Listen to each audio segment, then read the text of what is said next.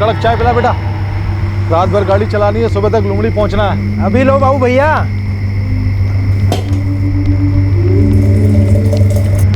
लो बाबू भैया, आपकी एकदम कड़क चाय।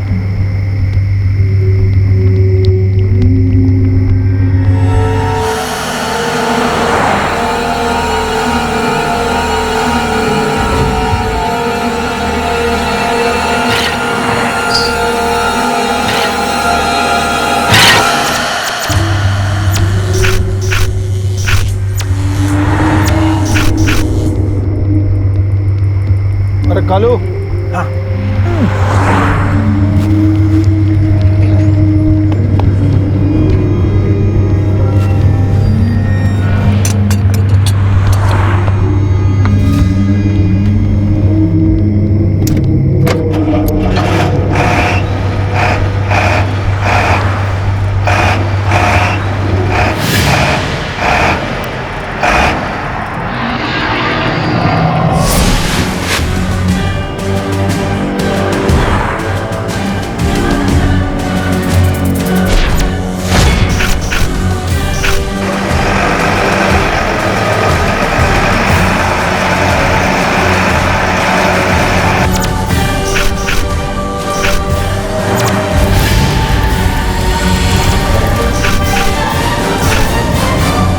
चाय वाला कालू घबराकर वहीं का वहीं जम गया, मानो उसने कोई भूत देख लिया हो। उसने ट्रक में एक औरत देखी थी, वो औरत जो कुछ महीनों पहले मर चुकी थी। एक दुखी, नाखुश औरत जिसकी रहस्यमय हालत में मौत हुई थी।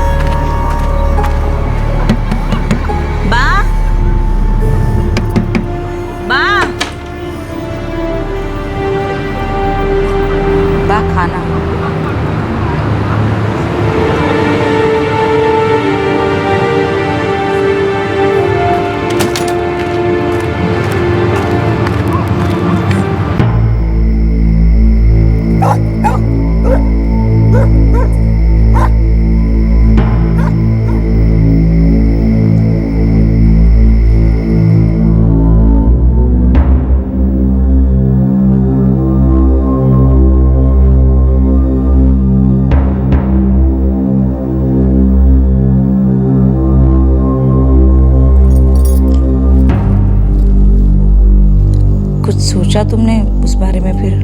फिर से वही बात। हंसा, तुम समझती क्यों नहीं हो? उस बड़े स्कूल की फीस बहुत ज्यादा है और मेरी तनख्वाह बहुत कम।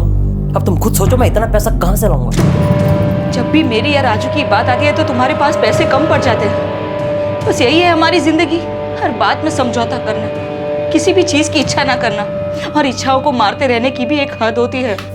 हंसा, मैं एक साधारण सा टीचर हूँ, वो भी सरकारी स्कूल का, और शादी से पहले तुम्हें ये अच्छे से पता था कि मेरी तनख्वाह कितनी है, और तुम ये भी अच्छे से जानती थी कि मेरे माँ बाप की जिम्मेदारी मुझ पर ही है। सब कुछ पता था तुम्हें, तो मैंने तुम्हें कोई धोखा नहीं दिया है। ठीक है, तो मैं राजू को लेकर यहाँ से चली जाऊंगी। मुझे पता नहीं था कि तुमसे शादी करके मुझे जिंदगी में इतनी सारी तकलीफें उठानी पड़ेंगी। मेरे माँ बाप को अगर इस बात का पता होता तो तुमसे मेरी शादी कभी ना करवा दे।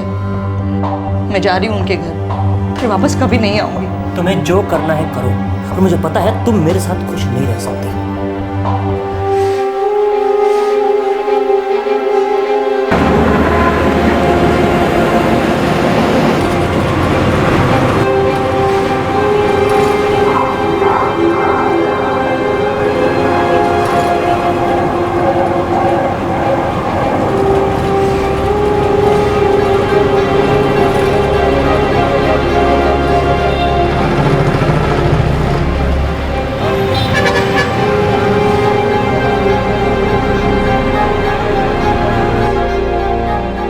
12,000 तनख्वाह है रमेश की, कट कटा के हाथ में आता है 10,500 रुपया।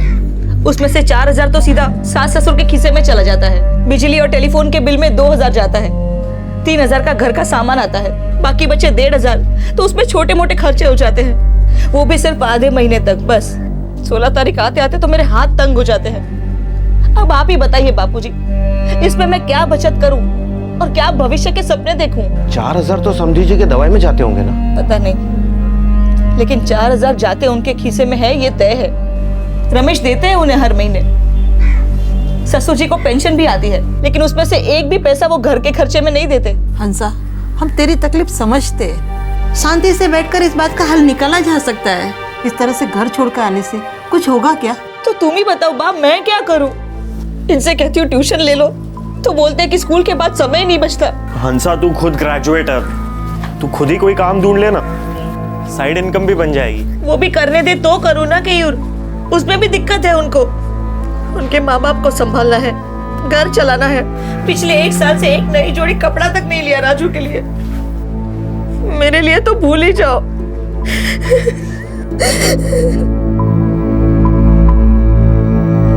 ए राजू, चल मार्केट जाते हैं। चल आजा, चॉकलेट खिला दूं। आजा। एक दुखी औरत, अपनी शादी से दुखी, ससुराल के हालात से दुखी। उसे जिंदगी से कुछ और उम्मीदें थी, लेकिन उन्हें पूरा करने के साधन नाकाफी थे। उसकी चाहत की दौड़, उसकी इच्छाओं की उड़ान को उसके पति की मुट्ठी भर कमाई ने अपंग बना दिया था।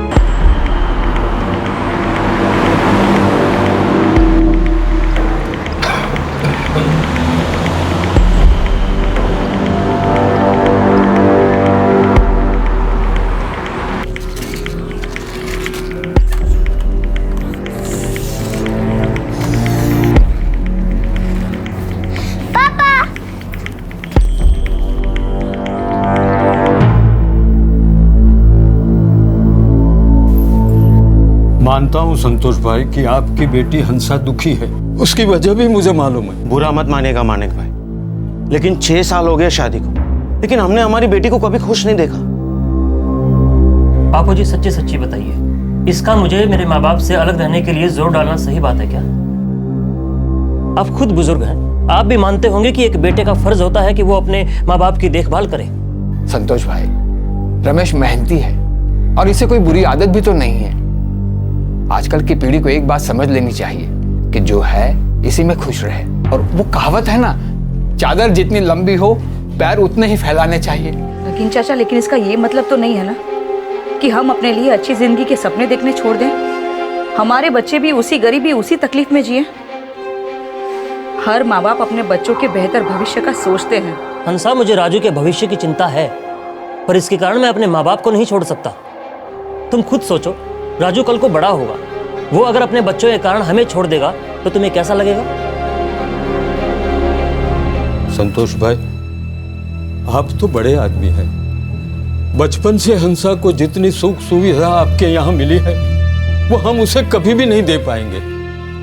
कृपा करके आप उसे समझाइए, अपना घर तोड़ने से इसे रोकिए। अब मैं और मेरी पत्नी, हम लोगों की जिंदगी अभी बची ही कितनी है। समधी जी, हम आपकी भावनाओं को समझते हैं। मैं आपसे सिर्फ विनती करती हूँ, रमेश भाई और हंसा को नई जिंदगी जीने में मदद कीजिए। मेरी बेटी सिर्फ सुविधा में नहीं पली बड़ी है, संस्कारों में भी पली बड़ी है। कोई तो बात जरूर होगी ना जो ये दुखी है। हम आपसे वादा करते हैं, धीरे धीरे सब ठीक हो जाएगा। हंसा, तुम जो कर रही हो ठीक नहीं कर रही हो।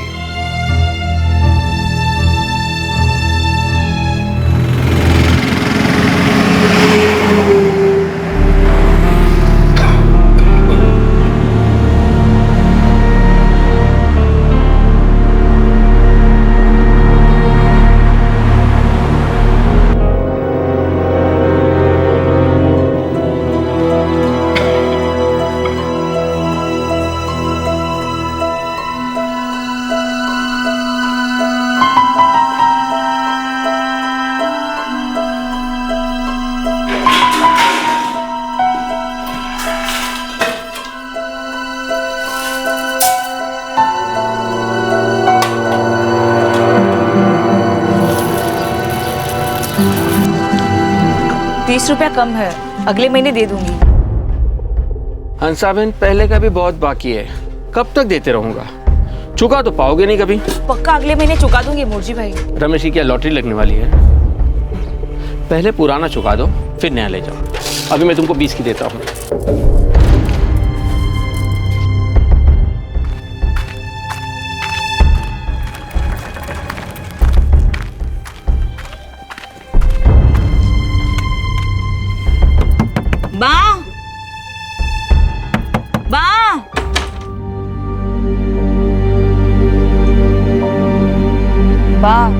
आज थोड़ा कम है, तंगी है जरा।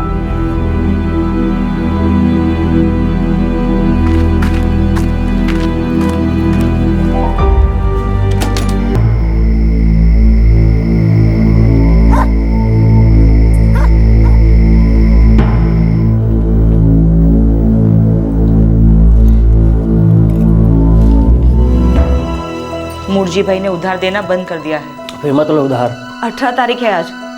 रसोई के सारे डब्बे खाली हो चुके हैं। तुम्हें कोई फर्क नहीं पड़ता ना? घर में खाने के लाले पड़ गए हैं। राजू के पैंट की डिजाइन बदल गई है सिलाई करते करते। मेरी साड़ी तक फट चुकी है। हंसा, मैं कुछ नहीं कर सकता। सरकारी स्कूल है, सरकार जब चाहेगी तब मेरी तनख्वाह बढ़ेगी। तनख्वाह तो सालों से वही है, लेकिन आटे दाल के भाव हर रोज बढ़ जाते हैं। तो क्या करूं मैं? बस मुझे बता दो मैं क्या करूं। अपने बाबूजी से कहो, वो अपनी जमीन में से तुझे अपना हिस्सा दे देंगे, उसे बेच देते हैं हम। मेरे बापूजी की जमीन बेचने की बात करते हो? तुम खुद कुछ क्यों नहीं करते?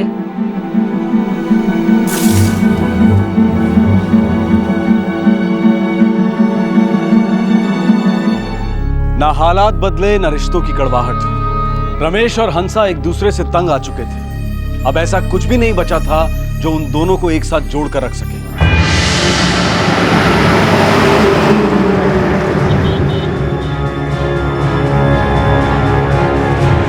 भाई, आप ऐसे हिम्मत हार जाओगे तो कैसे चलेगा? ये तो पूरी जिंदगी पड़ी है आपके आगे। क्या करूं जिग्नेश, कभी कभी लगता है या तो खुद मर जाऊं या हंसा को मार डालूं।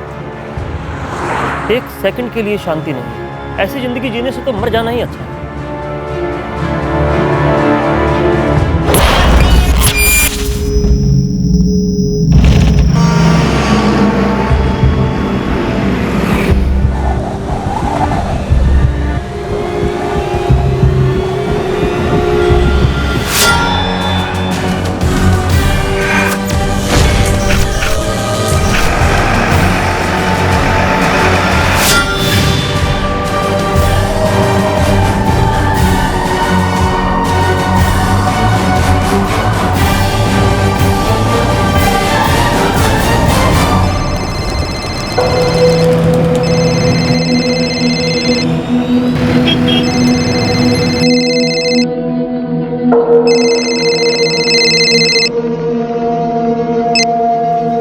हाँ कालू बोल। साहब अब की बार ऐसी खबर है कि बस डर गया हूँ साहब। क्या हो गया?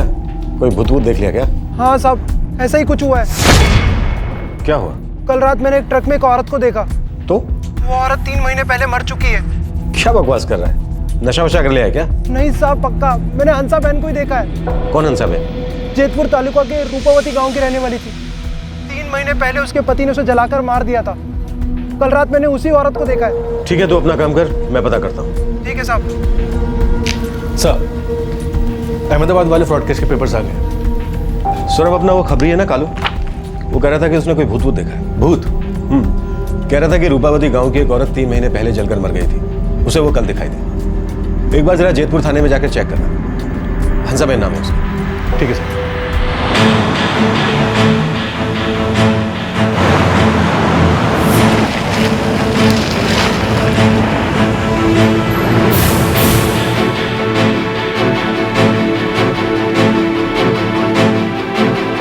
जून में हुआ था ये कांड। जल के मरी थी। उसका पति रमेश स्कूल टीचर है।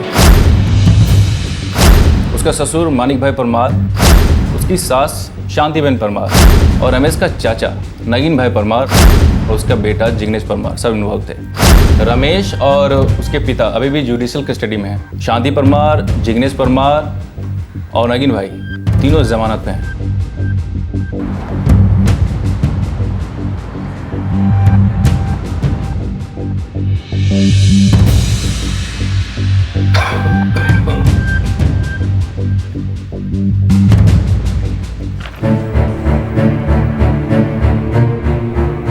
हंसा परमार जलकर मरी। उसके परिवार वालों ने चुपचाप उसका क्रियाकर्म किया और निकल गए।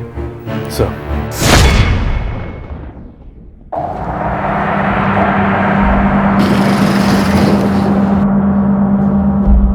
बेटा, हम सोच रहे थे खोड़ल धाम जाके माता जी का दर्शन करके आए। अच्छी बात है माँ, राजू और हंसा को भी साथ ले जाओ। मेरी तरफ से ना 101 का चढ़ावा चढ़ा देना।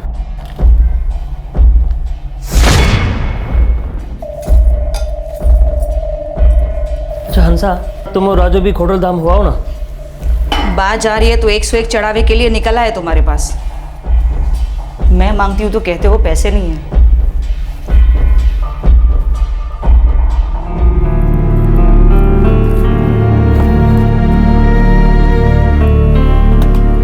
राजू, दादा और दादी खोड़ल धाम जा रहे हैं, तुम उनके साथ चले जाना, ठीक है? मजा आएगा। ठीक है पापा।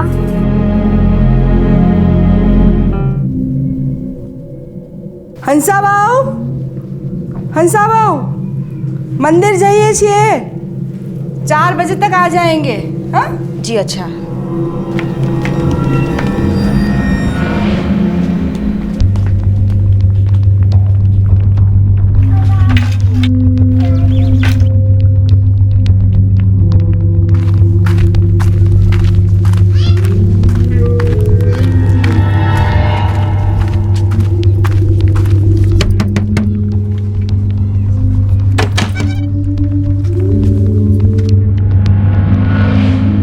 खाना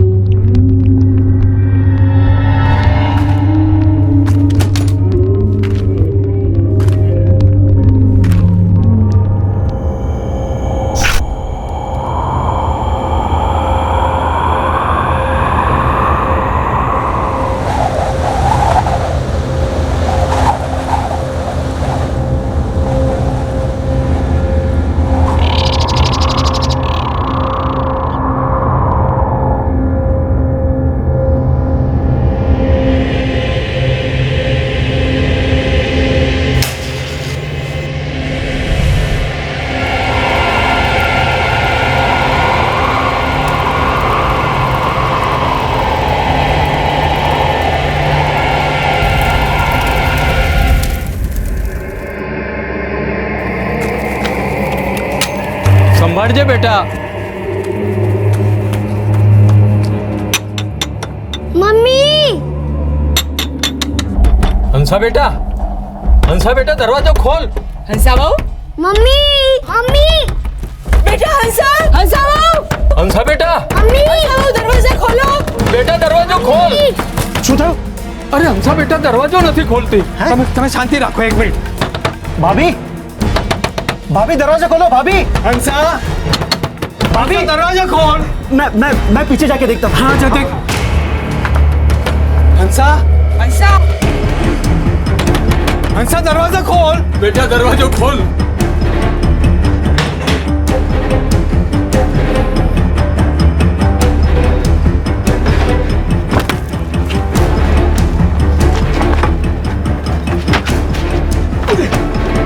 भाभी, भाभी,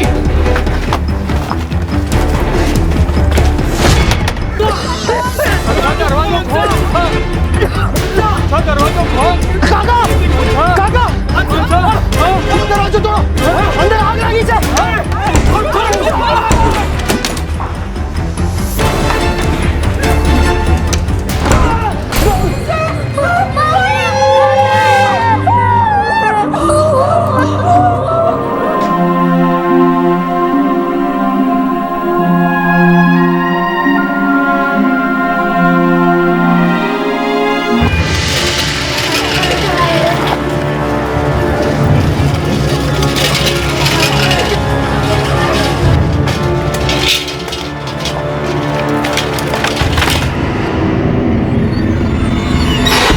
बार बार ये धमकी मत दिया करो हंसा। धमकी नहीं दे रही हूँ, एक दिन सच में जान ले लूंगी अपनी। मेरी भी कोई इच्छा नहीं बची है जीने की, और वैसे भी तुम हम सबको जीने कहाँ दे रही हो? जिस दिन मर जाऊंगी ना, तब सब रोओगे, 7 जन्म तक झेलोगे।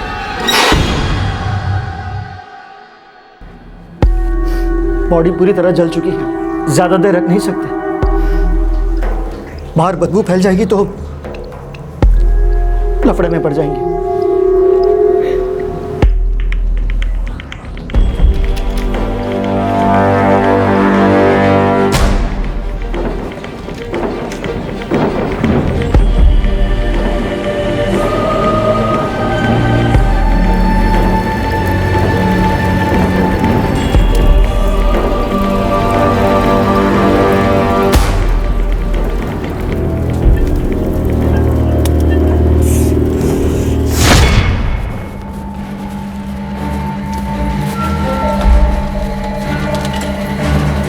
मालिक भाई, मालिक भाई, मालिक भाई, ये मैं क्या सुन रहा हूँ? बॉडी पूरी तरह से जली हुई थी, सिर्फ जला बुना मांस ही बचा था और देख पाना भी मुश्किल था केशु भाई। लेकिन अंतिम संस्कार गांव के शमशान में किया, बात किसी से छिपी नहीं रही। केशु भाई, कोई कुछ भी छिपाना नहीं चाहता था, लेकिन लाश को और देर तक नहीं रख सकते थे। हंसा घर वालों को खबर की? जी वो रमेश भाई फोन करने ही वाले थे। हद कर दी, न हंसा घर वालों को बताया, न गांव में किसी को बताया और अंतिम संस्कार कर दिया। दाल में जरूर कुछ काला है।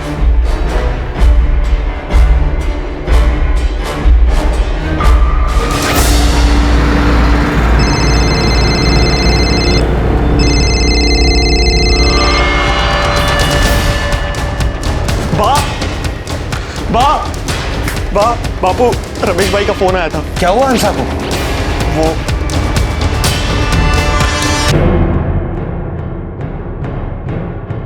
मेरी बेटी ने खुद को जला के मार दिया और आप लोगों ने हमें बताया तक नहीं।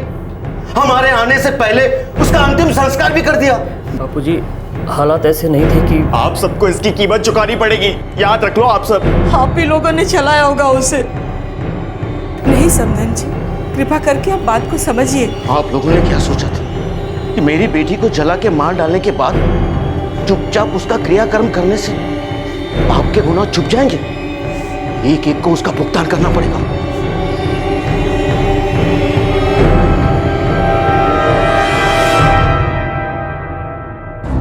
मेरा दामाद ही मेरी बेटी की मौत का जिम्मेदार है। उसे कभी कोई खुशी नहीं दी। मेरी जमीन पर भी उसकी नजर थी।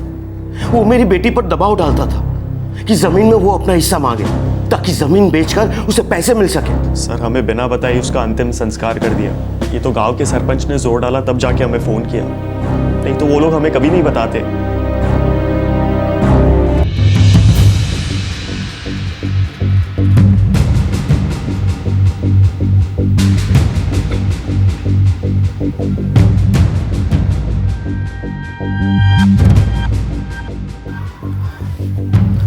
लाश को सबसे पहले किसने देखा था? मैंने। वो काका और काकी खोडलधाम गए थे। वो जब वापस लौटे तो भाभी दरवाज़ा नहीं खोल रही थी। मैंने आकर पीछे की एक खिड़की से देखा। वहाँ कुछ समझ में नहीं आया। ये खिड़की से देखा तो काफ़ी सारा धुआं आ रहा था। डर के हमारे दरवाज़ा तोड़ के जब हम लोग अंदर आए तब पता चला कि भाभी पूरी तरह जल चुकी है और देखा कि भाभी की लाश पड़ी थी। कोई सुसाइड नोट मिला था? नहीं सर।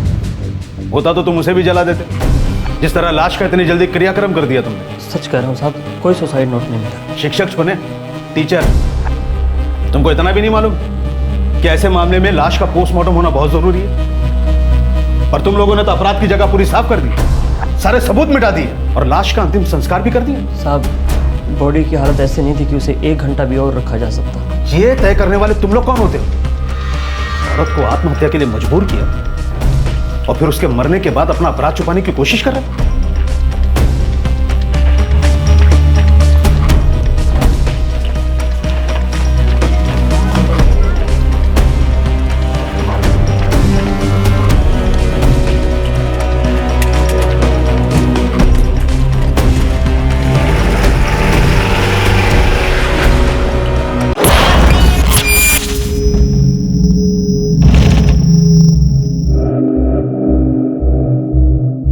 पांचों पे आत्महत्या के लिए मजबूर करने और दहेज उत्पीड़न का आरोप लगाया गया। रमेश के चाचा नगीन भाई, कजन जिग्नेश और मां शांति बहन को बेल पर छोड़ दिया गया, जबकि रमेश और उसका बाप अभी भी जुडिशियल कस्टडी में है।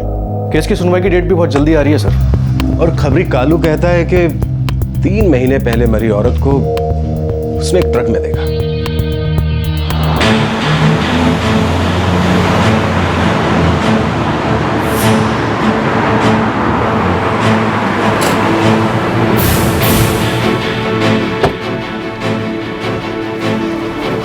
कालू, अभी FIR पढ़ के आ रहा हूँ। वो औरत मर चुकी है, उसका अंतिम संस्कार भी हो चुका है। जानता हूँ साहब, वो औरत रूपावती गांव की रहने वाली थी। उसका पति स्कूल में टीचर है, उसको भी जानता हूँ। लेकिन कसम खाकर कहता हूँ साहब, कल रात ट्रक में मैंने उसी औरत को देखा है।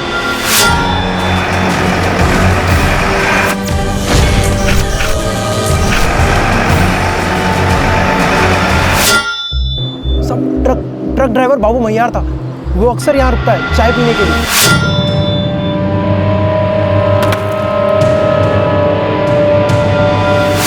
ये बाबू मैयार कहाँ का है?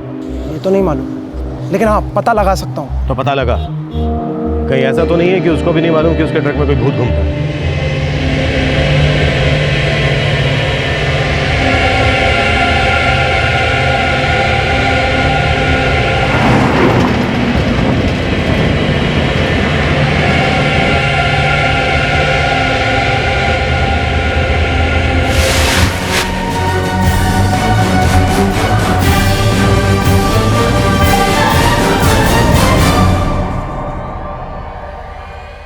हंसा परमार की मौत जून 2011 में हुई थी। उसने आत्महत्या की थी अपने आप को जलाकर। उसका पति और ससुर जेल में थे। उन दोनों पर हंसा को आत्महत्या के लिए उकसाने का मामला दर्ज हुआ था। इस केस की जल्द ही कोर्ट में सुनवाई होने वाली थी। लेकिन हंसा की मौत के 3 महीनों बाद सितंबर 2011 में चाय वाले कालू ने, जो कि पुलिस का खबरी भी था, हंसा को एक ट्रक में देखा। ये क्या रहस्य था?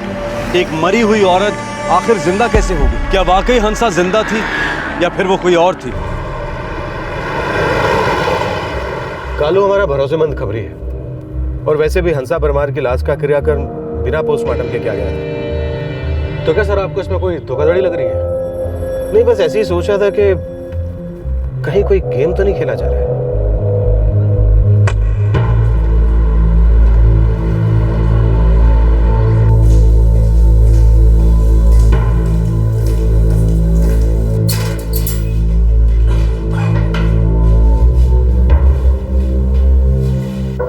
बॉडी को और देर तक रखना एकदम मुश्किल हो गया था, इसलिए हमने उसका अंतिम संस्कार कर दिया। वो बॉडी हंसा की थी? जी हाँ, हंसा की ही थी। मंगलसूत्र था। उसने कोई सुसाइड नोट छोड़ा? नहीं साहब, हमें तो नहीं मिला। और इससे पहले कि हम ढूंढते, जैतपुर पुलिस पकड़ कर ले गई हमें।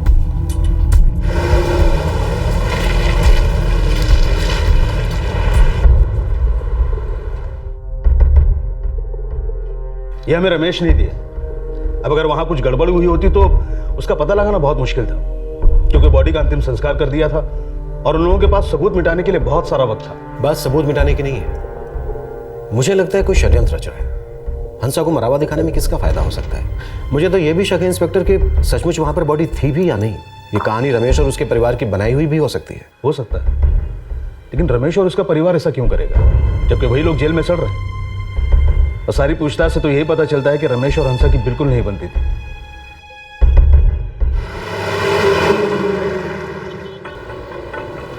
बाबू मैयार जो है ना, वो लिमडी और उसके आसपास के इलाके में माल ले जाता है। वो राजकोट के उधर ही कहीं रहता है। ठीक तो मुझे नहीं पता। शादी किया क्या उसने? अब ये नहीं पता भाई, मुझे इतना तो मैं उसे नहीं जानता। ठीक है।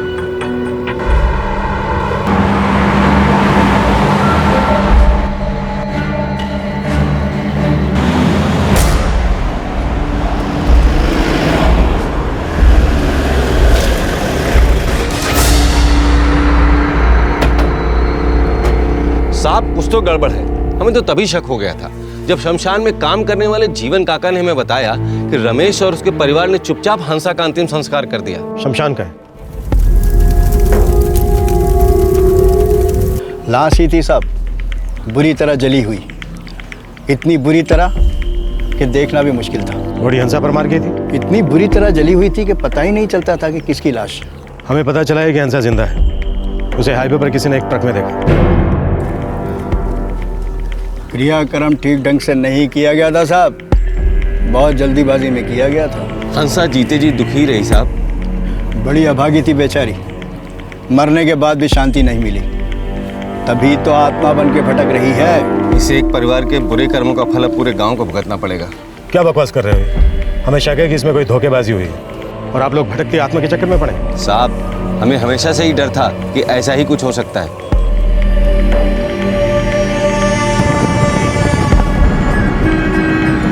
सर, अगर हम ये मान भी ले कि हंसा जिंदा है और अपना नाम और पहचान बदल के कहीं रह रही है, तो उस दिन किसे जलाया गया था? किसी न किसी का तो अंतिम संस्कार किया गया था, और ये बात सिर्फ 5 लोग जानते हैं। रमेश, उसके माँ बाप, उसका चाचा और उसका कजन जिग्नेश। राजू, हंसा का बेटा, वो भी जानता था।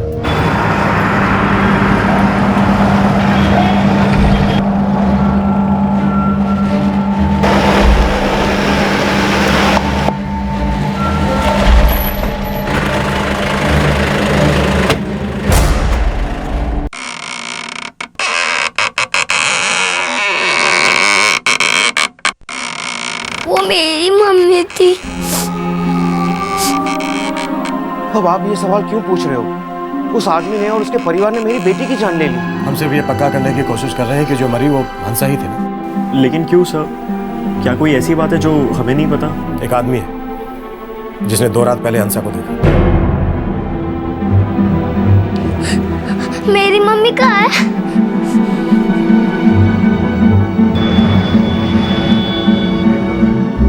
रमेश की नौकरी चली गई, सारे गांव ने उसके परिवार से रिश्ता तोड़ दिया।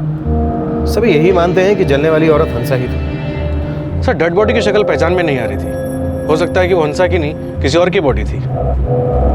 क्राइम ब्रांच धीरे धीरे सिरा पकड़ रही थी, संभावनाओं की गुत्थी सुलझा रही थी, लेकिन अपराध में इस्तेमाल असल चाल से अब भी काफी दूर थी। अभी ये जानना बाकी था कि इसके पीछे मोटिव क्या था और कौन शामिल था, लेकिन उन्होंने जुर्म के सबसे स्पष्ट पहलू पर हाथ रख दिया था और वो लगभग काबू में था। इंस्पेक्टर, मुझे जेतपुर तालुका के हर गुमशुदा केस की इंफॉर्मेशन चाहिए। श्योर।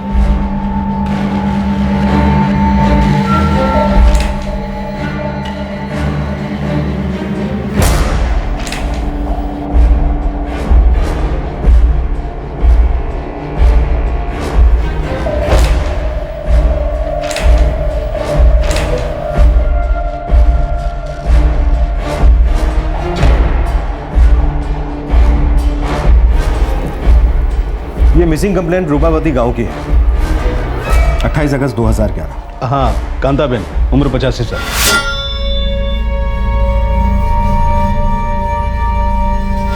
हंसा की मौत 26 जून को हुई और कांताबेन 28 अगस्त को लापता, लगभग 2 महीने बाद। सर, लेकिन इनका आपस में क्या ताल्लुक हो सकता है? शायद कुछ भी नहीं, लेकिन ये मिसिंग कंप्लेंट किसी रिश्तेदार ने नहीं, बल्कि गांव के सरपंच केशु भाई ने करवाई।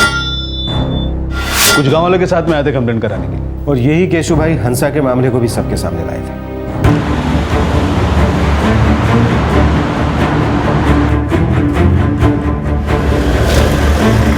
हाँ जी, अगस्त में हमें पता चला कि कांताबेन गायब है। कौन थी है कांताबेन? गायब कैसे हुई? और आपको कैसे पता चला कि वो गायब है? कांताबेन एक विधवा थी। 20 साल पहले उनके पति की मौत हो गई थी। उनको कोई बच्चा भी नहीं था, न वो कभी घर से बाहर निकलती थी, न किसी से बातचीत करती थी। अगस्त के महीने में जनगणना का काम चल रहा था, तभी मैंने गांव वालों को घर घर जाकर सबकी जानकारी लाने को कहा।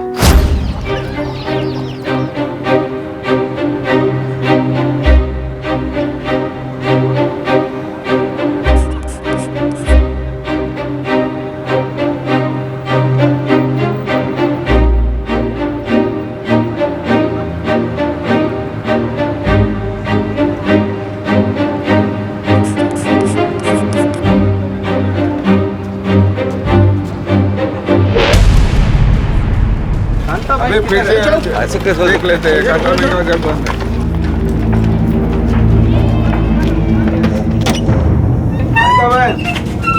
कांताबेन, कांताबेन,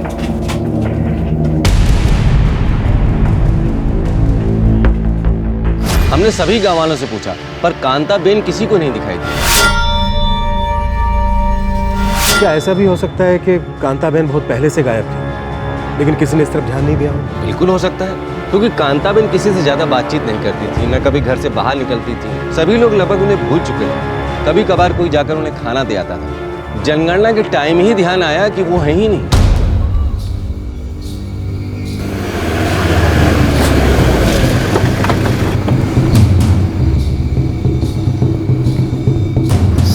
सब ट्रक वालों से पूछ रहा हूँ, सब के सब बाबू मैयार को जानते हैं, लेकिन कोई भी उसके घर का पता नहीं जानता।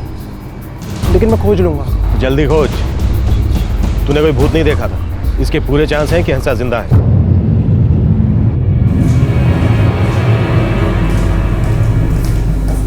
नहीं साहब, हमने बॉडी की हाइट वगैरह तो चेक नहीं की थी। हंसा की उस बुढ़िया कांता बहन से कोई बातचीत थी क्या? हंसा उसको हमेशा खाना देने जाती थी। खाना? रमेश, तुम्हें पुलिस को खबर के बिना बॉडी का अंतिम संस्कार नहीं करना चाहिए था। क्यों? क्या हो गया साहब? पक्का तो नहीं, लेकिन तुम्हारी पत्नी हंसा शायद जिंदा है।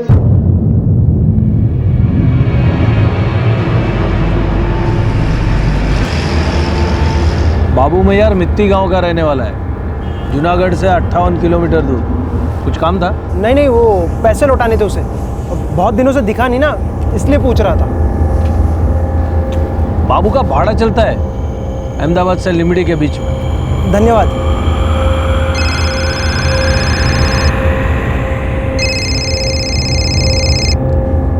हाँ कालू बोल। साहब, मिति गांव का रहने वाला है बाबू मैयार। कालू तू एक काम कर, मिति गांव जाकर पता कर कि उसके घर में कौन कौन है। ठीक है।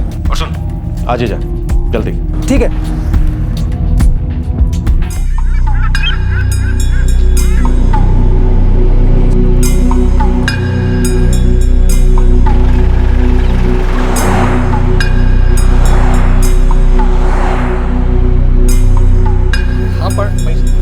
मोटा भाई, बाबू मैयार को जानते हैं? ट्रक चलाता है। बाबू मैयार कौन? अरे वही जो तीसरी गली में रहता है, ट्रक चलाता है, गौरी का आदमी। हाँ, वो। हाँ, देखो भाई, यहाँ से तीसरी गली में जाओ, दाईं तरफ मुड़कर चौथा मकान है उसका। चौथा मकान? जी ठीक है, धन्यवाद। ओके।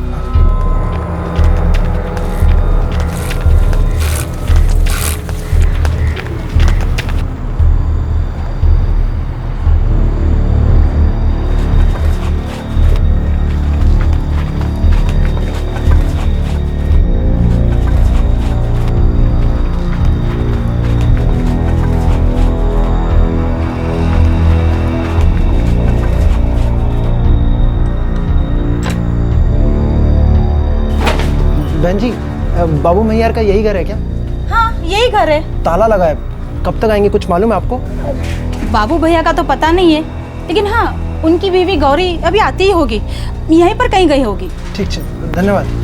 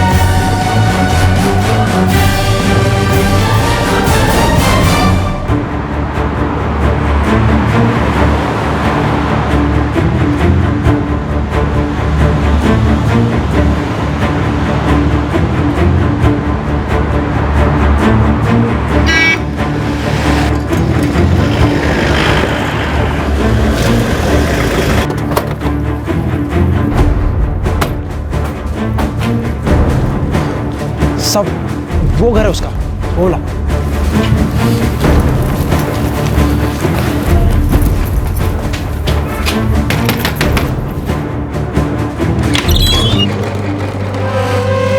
जी? हंसा परमार? नहीं, मैं गौरी मैयार हूँ। लगता है आप लोग गलत घर में आ गए। नाम बदलने से चेहरा नहीं बदल जाता हंसा। क्या बकवास कर रहे हैं? और कौन है आप लोग?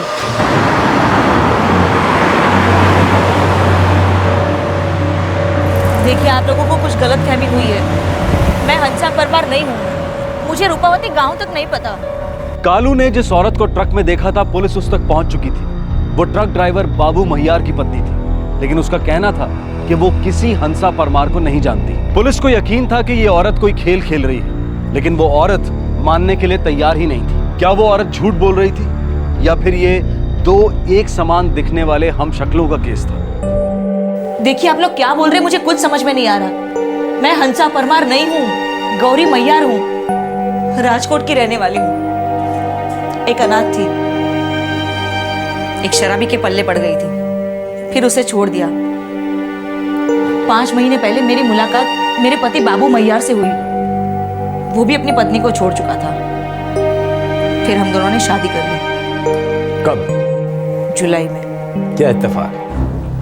हंसा परमार की मौत होती है जून के अंत में, और तुम बाबू मैयार की बीवी बनती हो जुलाई में। लेकिन इसमें मेरा क्या कसूर है? मैं किसी हंसा या रमेश परमार को नहीं जानती। मैंने तो इनके नाम भी पहली बार सुने हैं। राजू परमार, तुम्हारा बेटा, ये नाम भी पहली बार सुना है। मेरा कोई बेटा नहीं है। अपने पति का नंबर दो।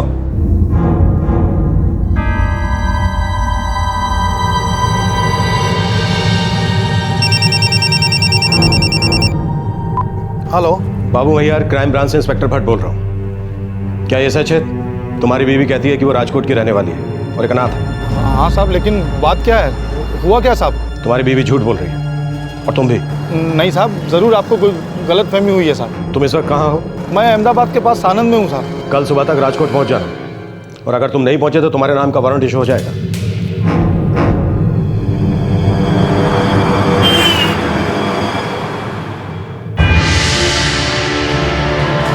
अरे हुआ क्या है? कहाँ ले जा रहे हो हमें?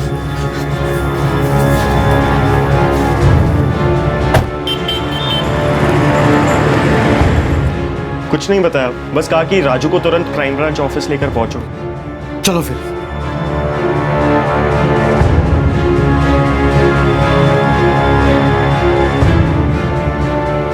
आइए, इनसे मिलिए। ये है गौरी मैयार। हंसा, तू जिंदा है? ये कौन है? रमेश परमार, तुम्हारा पति, जिसे तुम नहीं जानती। देखिए, मुझे कुछ समझ में नहीं आ रहा। ये तुम्हें हमें बताना है हंसा। मैं हंसा नहीं, गौरी मैयार हूँ। हंसा, क्या हो गया है तुम्हें? क्यों ये नाटक कर रही हो? मेरी नौकरी चली गई, इज्जत चली गई, जेल में पड़ा सड़ रहा हूं मैं, और तुम मुझे पहचान तक नहीं रही। क्या हो गया है? देखिए, माफ कीजिए, लेकिन मैं नहीं जानती आपको, और मैं हंसा परमार नहीं हूँ। हंसा? मम्मी! छोड़ छोड़ हंसा। हंसा, तू जिंदा है? कौन है ये लोग सब? मम्मी, मैं राजू। हंसा, तू जिंदा कैसे है? और ये सब क्या है? फिर इन लोगों ने किसका क्रियाकर्म कर दिया? यही तो हम भी जानना चाहते हैं। हमें लगता है जिसका क्रियाकर्म हुआ वो रूपावती गांव की एक बुढ़िया कांताबेन थी, और ये सब हंसा ने किया। क्यों किया है, यह हमें खुद हंसा बताएगी।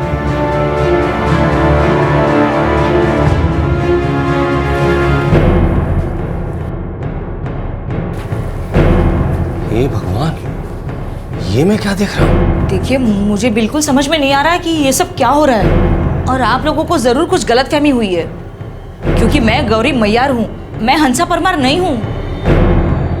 वो मेरी हमशक्ल जरूर हो सकती है, लेकिन मैं गौरी मैयार हूँ। देखिए, आप लोग ऐसे जबरदस्ती मुझे कुछ नहीं बना सकते, क्योंकि आप लोग जो सोच रहे हैं वो मैं नहीं हूँ। छोड़ छोड़, और ये बच्चा मेरा नहीं है, क्योंकि मैं हंसा परमार नहीं हूं।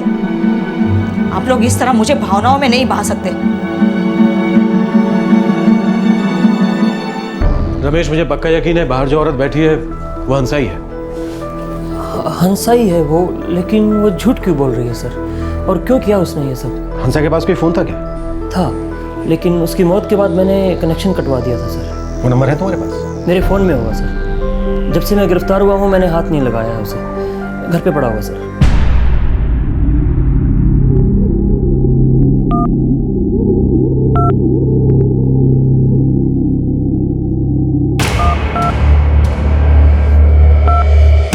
सर ये है 44457687 सौरभ, इस नंबर की 26 जून तक की डिटेल्स निकलवाओ। कथित तौर पर हंसा जिस दिन चली थी। Yes sir. तुम्हें कस्टडी में वापस लौटना होगा जब तक ये साबित नहीं हो जाता कि वो हंसा ही है।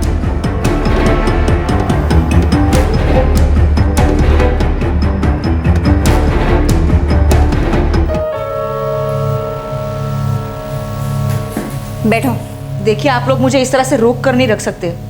घर जाना है मुझे। चिंता मत करो, हम तुम्हें खाना पीना बिस्तर सब देंगे जब तक ये साबित नहीं हो जाता कि तुम हंसा नहीं हो। समझी तुम?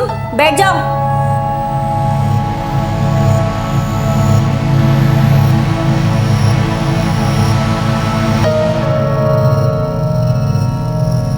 वो सच में हमारी हंसा ही है ना? हाँ बा, वो हंसा ही है। तो जुड़वा लोगों की शक्ल कभी इतनी नहीं मिल सकती माँ। फिर वो क्यों झूठ बोल रही है? क्यों किया उसने ऐसा?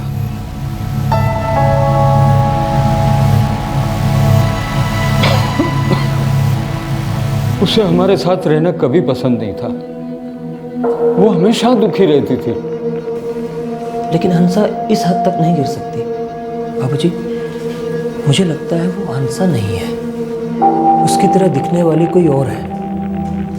क्योंकि हंसा कभी भी इतना गंदा खेल नहीं खेल सकती।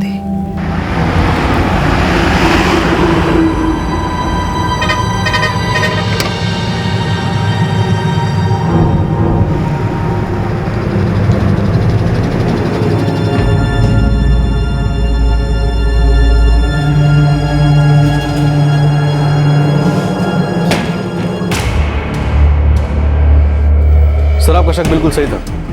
हंसा 26 जून से पहले भी बाबू महियार के टच में थी? हाँ सर, हंसा ने पहली बार उसे 5 जून को फ़ोन किया था।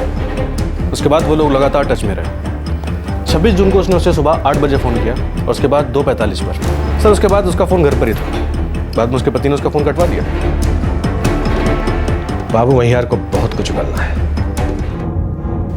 तुम्हारी बीवी का दावा कि वो राजकोट से है और अनाथ है, एकदम झूठ है। अब तुम मुझे ये बताओ कि कहाँ मिले थे उससे, और उस बुढ़िया को मारने में तुम्हारा क्या रोल है जिसे तुम्हारी बीवी ने जला दिया? साहब, आप क्या बोल रहे हैं मुझे कुछ नहीं मालूम साहब, लेकिन मैं मानता हूँ साहब कि वो राजकोट की नहीं है साहब। शादी के समय उसने मुझसे कहा था कि मैं सबको यही बताया करूँ। अब तुम मुझे वो बताओ जो तुम्हारी बीवी ने अब तक नहीं बताया। कहाँ से है वो? साहब, वो रूपावती गांव से है। भगवान कसम साहब, मुझे नहीं मालूम कि वो झूठ क्यों बोल रही है। शादी के पहले उसका नाम हंसा परमार था साहब। गुड। अब तो मुझे ये बताओ कि 26 जून 2011 को क्या हुआ था? साहब, क्या हुआ था ये तो मुझे ध्यान नहीं है साहब। हाँ, हम दोनों एक दूसरे से प्यार करते थे और वो अपनी शादी से दुखी थी, मैं भी अपनी तलाक के बाद अकेला था, तो हम दोनों ने सोचा कि शादी कर लेते हैं। हाँ, 26 जून को उसका फ़ोन आया था साहब कि वो हम लोग हमेशा के लिए एक साथ रह सकते हैं।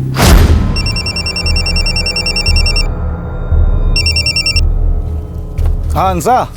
बाबू, अब हम जिंदगी साथ में गुजार सकते हैं। अरे मेरा भी तो यही सपना है हंसा। तो आज दोपहर गांव के पास वाले हाईवे पर मुझे लेने आ जाना। तू क्या भागने वाली है? अब ज्यादा सवाल मत पूछो। 3 बजे फोन करूंगी और चली आऊंगी। ठीक है, पहुंचता हूँ। हाँ, करीब 2:45 बजे उसका फ़ोन आया था साहब। मैं हाईवे पे उसका इंतज़ार कर रहा था।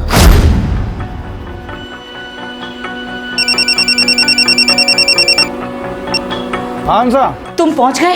अरे इंतज़ार कर रहा हूँ तुम्हारा मैं। बस 15 मिनट में पहुंच रही हूँ।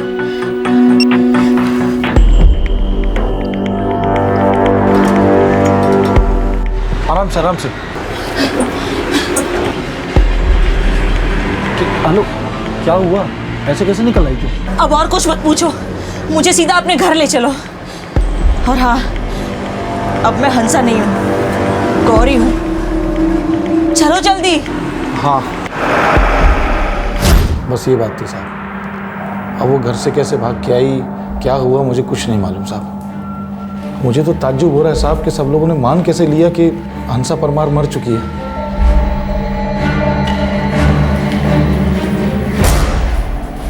चलो चलो।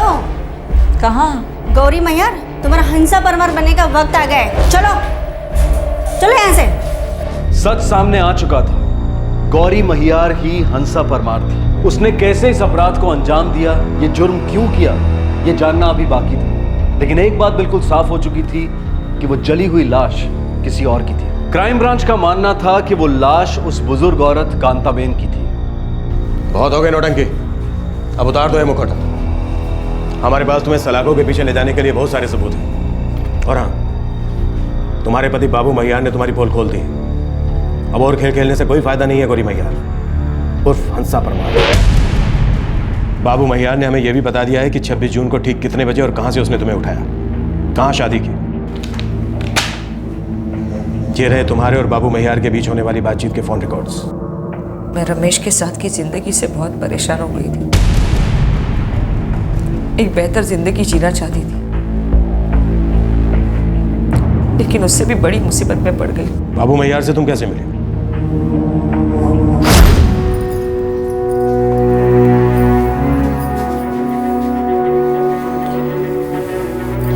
हंसा, तुम जैसा साथ दोगी वैसी ही जिंदगी दे सकता हूं मैं, पर तुम्हारा तो ये झगड़े और ये खिचखिची बंद नहीं होती है।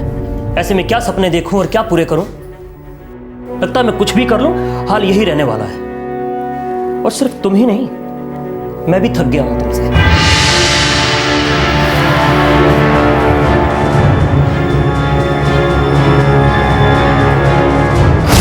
उस दिन लगा कि बस अब बहुत हो गया। मैं भाग जाना चाहती थी। सोचा कि भाई को बोलूं कि बापूजी से कहकर उस आदमी से मेरा तलाक करा दें।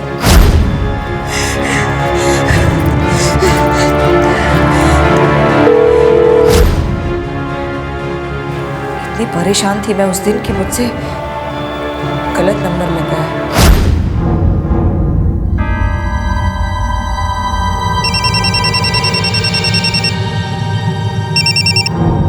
हेलो केयूर, प्लीज, अगर तुम्हें अपनी बहन की जरा भी चिंता है तो यहाँ आकर मुझे ले जाओ। मैं इस आदमी के साथ और नहीं जी सकती, मैं मर जाऊंगी। हेलो, कौन कौन बोल रहा है? किसका नंबर है ये? बाबू महियार बोल रहा हूँ। आपने शायद गलत नंबर लगाया है। माफ करना।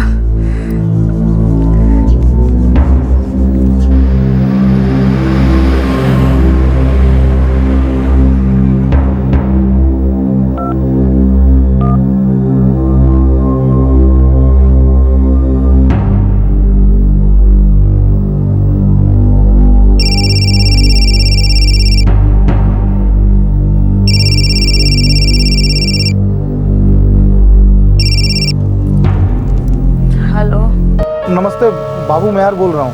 कौन? वो रॉन्ग नंबर लग गया था ना आपका। हाँ बोलो, क्या काम है? देखिए, मैं आपकी दुख और परेशानी समझ सकता हूँ, क्योंकि मैं भी ऐसी परेशानी से गुजर चुका हूँ। मैं कुछ समझी नहीं। देखिए, आप अपनी शादी से दुखी हैं और मैं भी अभी अभी ऐसी शादी से छुटकारा पाके बैठा हूँ। मैं समझ सकता हूँ आप किस परेशानी से गुजर रहे हैं। देखिए, मुझसे गलती से रॉन्ग नंबर लग गया था। शायद यही किस्मत है। दो दुखी लोगों को जुड़ने का यही तरीका हो। शायद मैं आपकी ज़िंदगी में कोई खुशी ला पाऊँ। क्या मतलब है आपका? मैं अपनी ज़िंदगी से बहुत ही मायूस हो चुकी थी, तभी ये आदमी अचानक ज़िंदगी की उम्मीद बनकर आया। तुम बाबू से रॉन्ग नंबर लगने की वजह से मिली और फिर उसी के साथ भाग गई? मैं मिली थी उससे। मैं एक बेहतर ज़िंदगी की तलाश में थी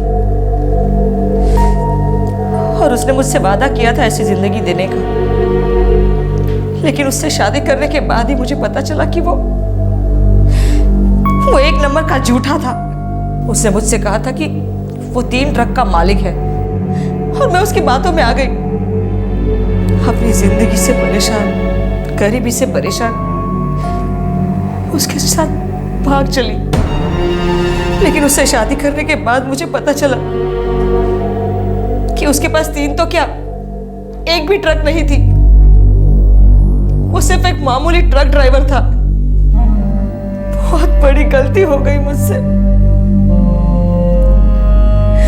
उसकी हालत तो रमेश से भी बुरी थी।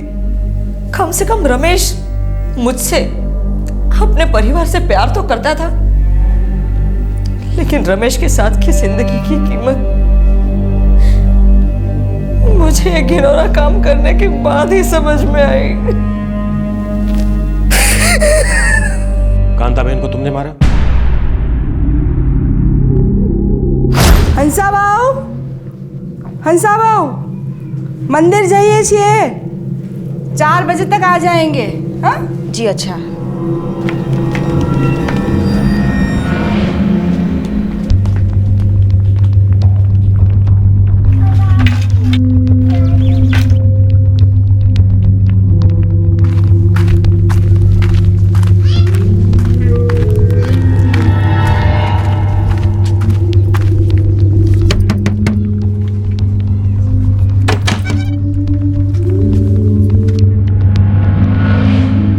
खाना।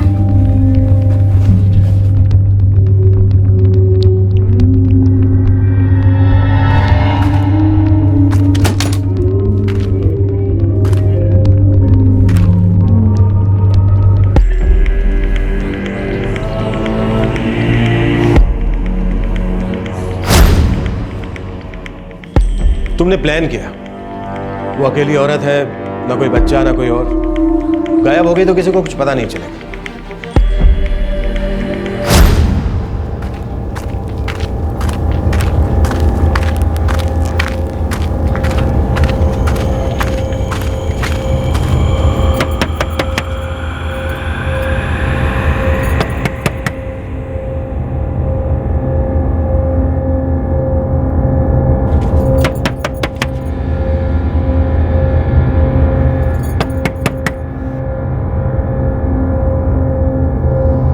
बा, वो डब्बा दे देना।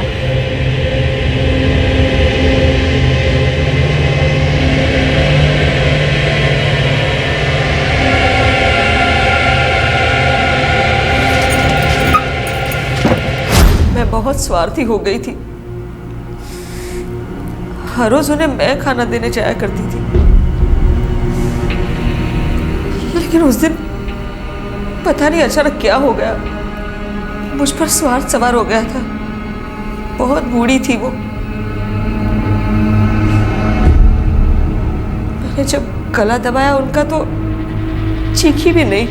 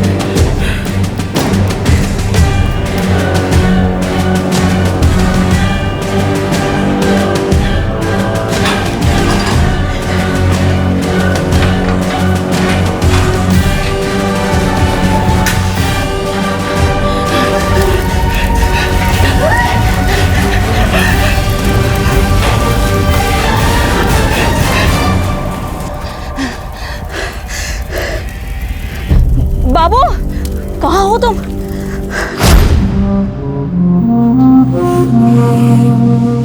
समझ में नहीं आ रहा है कि क्या कहूं तुम्हें।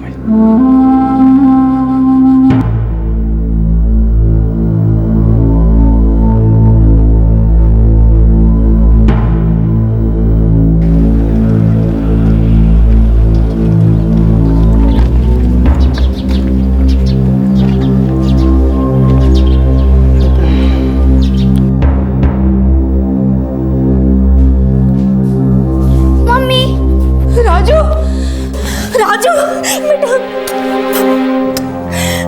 राजू।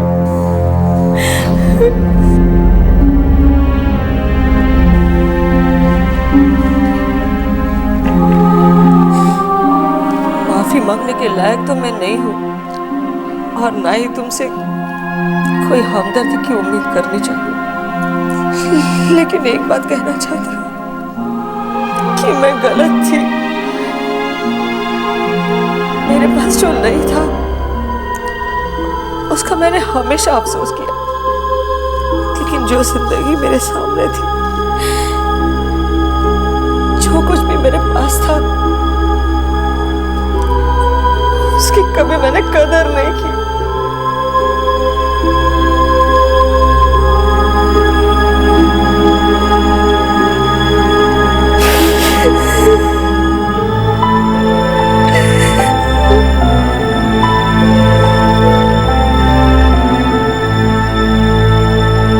हंसा को पुलिस हिरासत में लिया गया और रमेश और उसके पिता को रिहा कर दिया गया। हंसा का परिवार अचंभे में है। उन्हें यकीन ही नहीं हो रहा है कि उनकी बेटी एक बेहतर जिंदगी की चाह में इस हद तक जा सकती है। हंसा के दूसरे पति बाबू महियार से गहन पूछताछ की गई, लेकिन ऐसा लगता है कि वो सिर्फ हंसा के साथ भागने में शामिल था। इस हत्या के बारे में उसे कुछ पता नहीं था। इस केस का ट्रायल अभी जारी है, लेकिन हंसा को बेल दे दी गई है। हंसा के लिए बेल एप्लीकेशन किसी और ने नहीं बल्कि खुद रमेश ने दी। रमेश ने सब कुछ भुलाकर हंसा को फिर से अपना लिया है। फिलहाल हंसा रमेश और उसके परिवार के साथ उसी घर में रह रही है। दूर के ढोल हमेशा सुहावने लगते हैं, दूसरे की थाली में घी हमेशा ज्यादा लगता है। आज हंसा को पछतावा है, उसे अपनी गलती महसूस हो रही है। इस जुर्म को करने के बाद हंसा ने जब बाबू महियार के साथ अपना जीवन शुरू किया, तब उसे एहसास हुआ कि बाबू महियार के साथ जिंदगी किसी भी तरह से बेहतर नहीं थी, बल्कि अब तो स्थिति और भी बदतर थी, क्योंकि उसे झूठ और अपराध बोध के साथ जीना पड़ रहा था। एक निर्दोष बुजुर्ग औरत की हत्या का अपराध और अपने पति को छोड़ने का अपराध बोध, जिसके साथ उसे जीवन ही नहीं लगता था। इत्तेफाकन हाईवे पर एक चाय वाले ने उसे देखा